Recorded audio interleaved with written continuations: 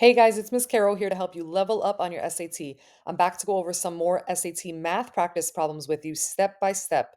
The link to these problems is in the video description, so I would definitely suggest trying them on your own first. Let's get right into it with number 11. The given equation describes the relationship between the number of birds B and the number of reptiles R that can be cared for at a pet care business on a given day. If the business cares for 16 reptiles on a given day, so I'm just going to stop here and annotate R equals 16. How many birds, so basically it's asking me to find the value of B, can it care for on this day? So it's asking me to find B when R is 16. So this is a simple problem entailing substitution. They're telling me that R, the value of R is 16. So what I'm going to do is just rewrite this equation and substitute the value of R with 16. And now I'm going to go ahead and solve for B. So I have 2.5B plus 80. I just multiplied 5 times 16 equals 80. I'm going to subtract 80 on both sides so I can be on my way to getting that B on its own.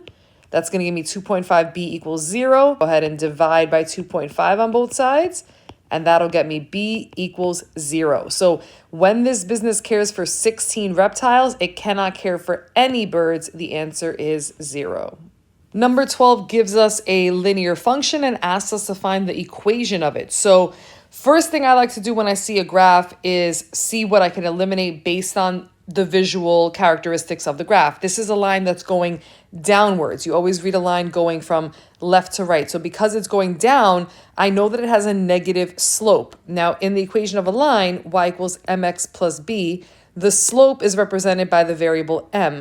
So I'm going to look at my answer choices to see which answer choices have a positive m, meaning a positive number being multiplied by x. And I'm going to eliminate those. So b is eliminated because in b, the slope is a positive 1. D is also eliminated because the slope is a positive 2. So for B and D, these would be lines that are going upwards, that have positive slopes. So those can't be the answers here, all right? So I know that it has a negative slope. And then the other thing you can quickly see from a graph is what the y-intercept is. And as you can see, A and C both have the same y-intercept. So that doesn't help us eliminate anything. This line does go through -8 at the y-axis, so that is our y-intercept.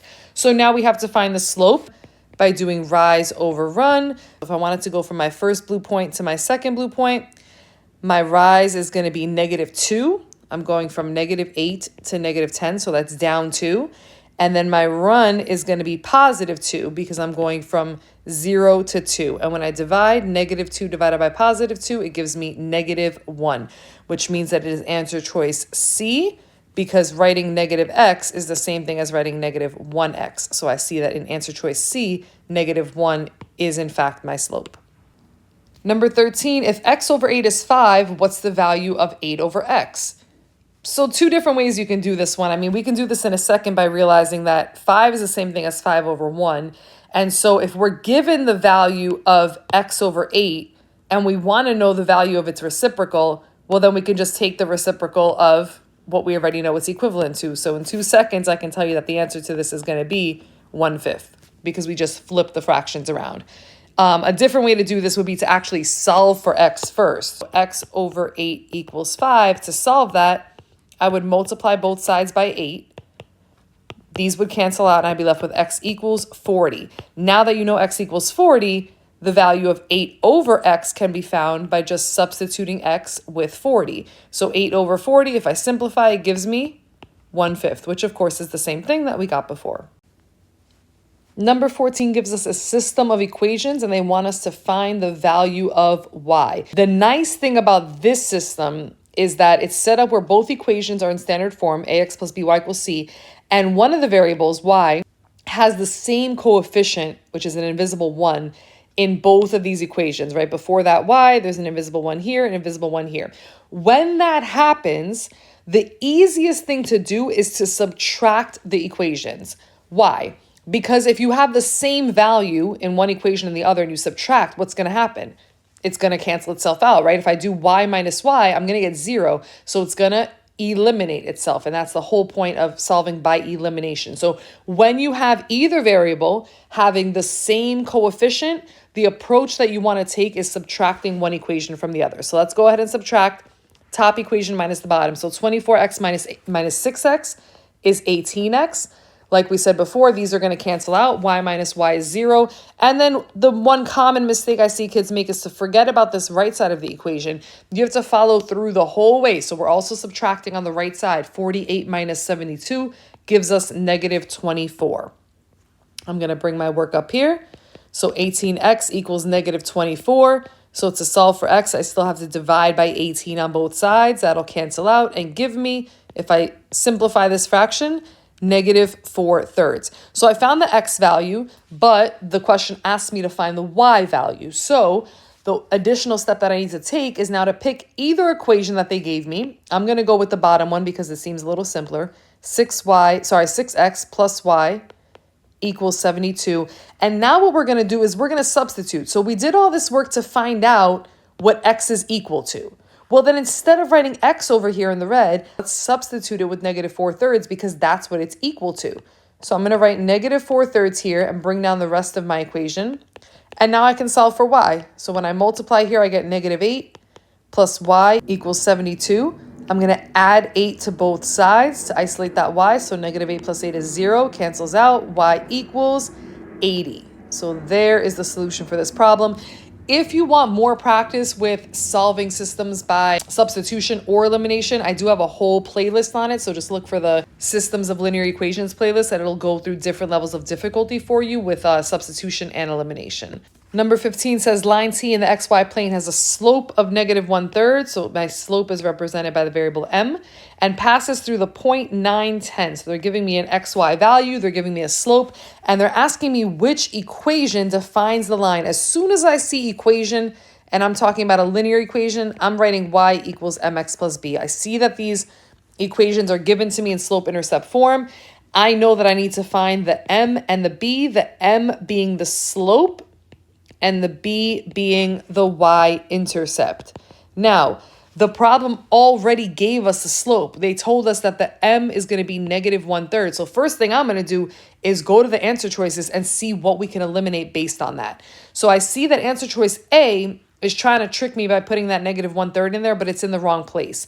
Notice how in my equation, the m is being multiplied by the x. It's the coefficient of the x. While in answer choice A, it's the constant. It's the number that's by itself, which means that in A, the negative 1/3 would actually be the y-intercept. And so choice A is incorrect. Choice B is also incorrect. There isn't even a negative 1/3 anywhere, never mind in the wrong place. So it's between C and D. Both C and D do have negative 1/3 as my slope. I know it's a little hard to see because it doesn't look like it, but negative x over 3 is the same thing as negative 1x over 3. And that can be rewritten as negative 1/3 times x. So here you can see that negative 1/3 is the slope in both C and D. So now we have to decide which of these have the correct y-intercept.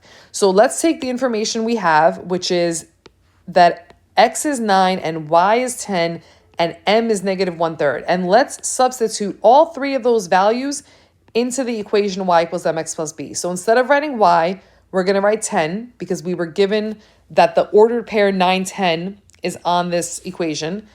Instead of writing m, we're going to write the slope, which they gave us. Instead of writing x, we're writing 9. And we're just writing plus b because we don't know what our y-intercept is. Negative 1/3 times 9 is negative 3. I'm going to bring down everything else. And now to solve for b, I'm going to add 3 on both sides. And that's going to give me 13 equals b. So my y-intercept is 13. My slope was negative 1/3, which means that my final equation is going to be negative 1/3 x plus 13, which is answer choice D.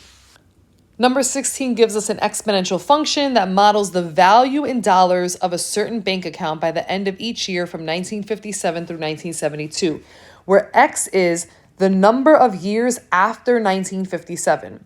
Which of the following is the best interpretation of f of 5 is approximately equal to 243 in this context? We're not really going to do a lot of math here. We're going to do a lot of reading comprehension. It says f of 5 is approximately equal to 243. Well, I noticed that the x was replaced with 5. So that means that x is equal to 5. Well, now what is 5? What does x mean?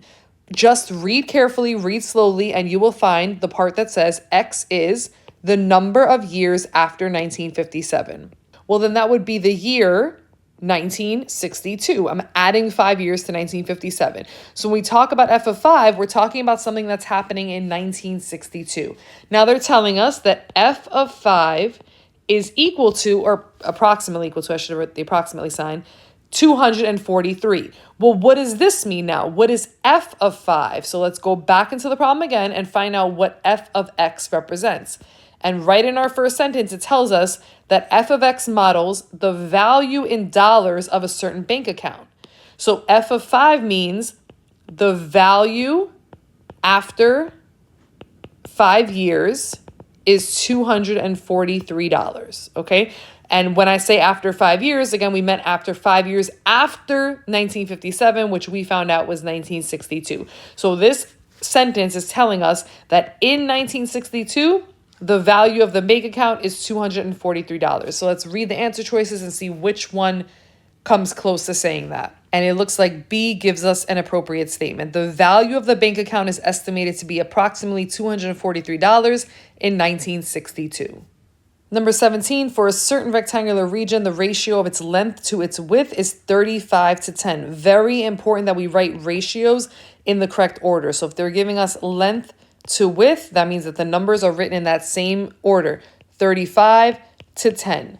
So 35 to 10 is my ratio of length to width. And now they're saying the width of the rectangular region is going to increase by 7 units. So this was my width. I'm going to increase it by 7 units. So that's going to make it 17. So this is my new width. And they're asking me, how must the length change to maintain this ratio? So if we're trying to maintain the ratio, we want to write a second ratio that is equivalent to the one I already had of 35 over 10. So I could put a variable up here, and this would represent my new length. So my new width is 17.